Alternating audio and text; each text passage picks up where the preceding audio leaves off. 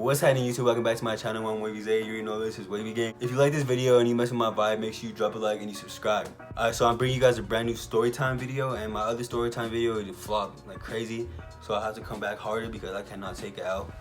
Can't take any more L's. But this story time, I'm gonna be talking about how our house got shot. So this happened at the house that we lived at like 2 or 3 years ago. We first moved to that house, everything was cool, and then all of a sudden the neighborhood just started getting bad. Like people was breaking into our cars, and like they would go up to our security cameras and like turn them and everything. And my nana, she used to like, she turned our garage into like a little, like a hangout spot. Like she had a TV in there with her little like chairs and smoked cigarettes and everything in there, and it was just a vibe. So, and she always kept the garage open for light. So this house, like this neighborhood just started going so horrible. There was a pedophile like in the backyard, like our neighbor, like backyard neighbor, he was a pedophile.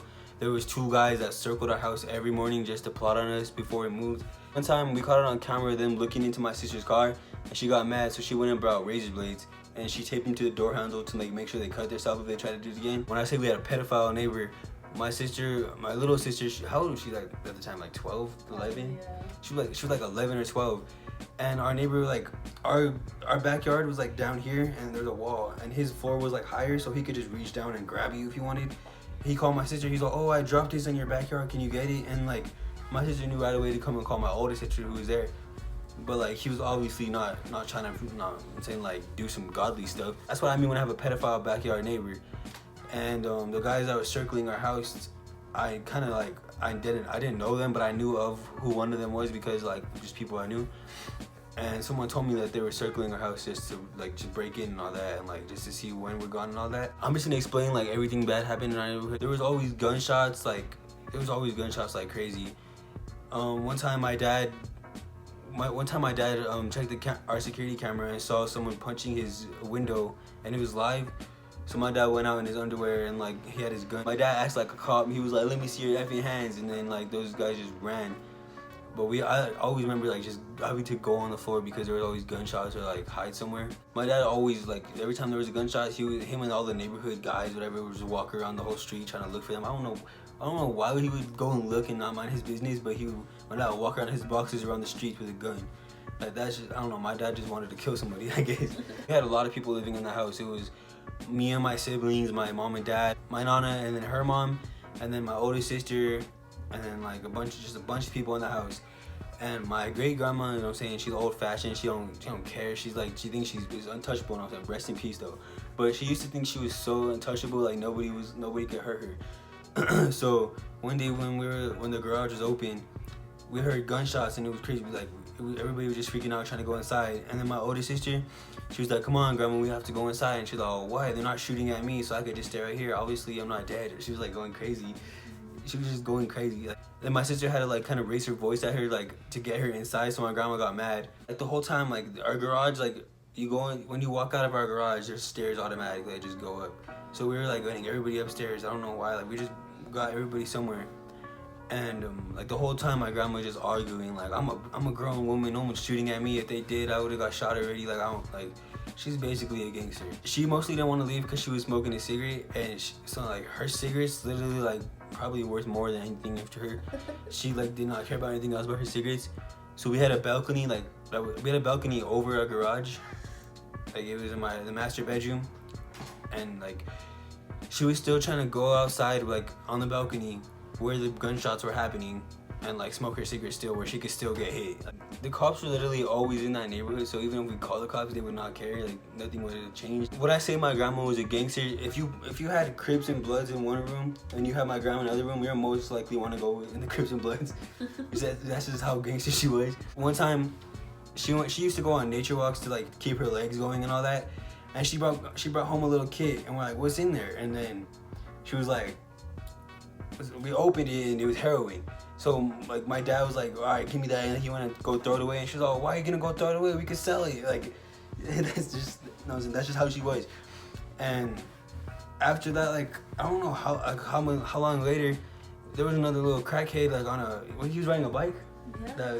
With a shovel. There was a crackhead riding a bike with a shovel on his back, and I think he was looking for the heroin that he lost. But we're like, my mom and I don't know who was outside, but I know my little sister was, and she was crying and screaming, and he was like yelling at her, And my mom wanted to like yell at him back, but it was obviously not the smartest thing to do. So like they just went inside. So they were in front of our houses. There was like townhouses, and across the street there was like a building. It was like a bunch of like businesses. Like, one of them, like our house was facing, we could see the back of all them. So this guy, like, it was like basically like a crack house in there. Like he turned that thing into a crack house. And instead of having a normal garage there, he took it off and like would put blankets, cardboards, like stuffed animals, like anything. He would just cover the whole thing. And he would like change it, like, I don't know, he would make a new like freaking wall like every time. You hear him hammering stuff together at like 4 o'clock in the morning. Like it was just crazy. Like that neighborhood defines crackhead. One time there was like a hotel, like in the corner too, where it was just literally a crack hotel. Everybody would go complain to the owner like, yo, you got crackheads living here, it's causing problems, like they're literally breaking into our houses and everything. And then the owner did not care because he was like getting money. He used to just look off our balcony just to look out, and there was this shady car pulling up. I was the first one to notice him, and he was like, he got out of his car with the whole machine gun. I didn't know which one it was, and then I told my dad, and I think this is one of the first times, like this, I think that's like one of the only times we called the cops because like they never did anything. My dad called the cops and was like, there's like probably gonna be a mass shooting because he's looking all like, he looked like a crackhead with a machine gun. What are you gonna put together? So yeah, the cops came, could not figure out like who it was and all that, but there was like information on him. I don't remember what it was, but yeah, I just remember there was like probably gonna be a mass shooting. Like I thought there was gonna be, but I guess it wasn't. And luckily, none of us got like shot or hurt or like freaking killed in that neighborhood, and luckily none of us died or anything. I'm saying thanks to God, because that's obviously Him protecting us. And yeah, we didn't die. I'm still here making cringy YouTube videos. Pretty much every day in that neighborhood there was something new happening. It was just like, I don't know, it was kind of fun, but like it was just like kind of dangerous at the same time. So we ended up moving as those guys in the beginning of the video I was telling you, they were circling our house. Like they kept on walking around it every morning. We ended up moving like guys before they could even try to do anything because we were already planning on it. So yeah, we just moved to like a better neighborhood and all that. And our car got broken into one time at the other neighborhood, and it was good. So that's gonna close out today's video, but before I close it out, I want to say thank you for our 800 subscribers.